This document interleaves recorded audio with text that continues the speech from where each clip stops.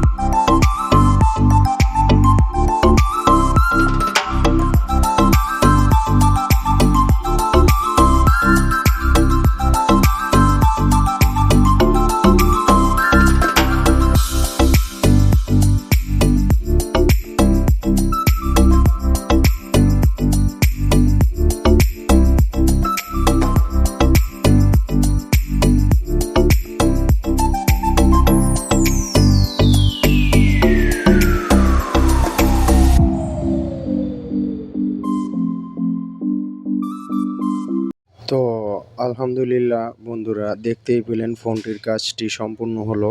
তো ধন্যবাদ সবাইকে।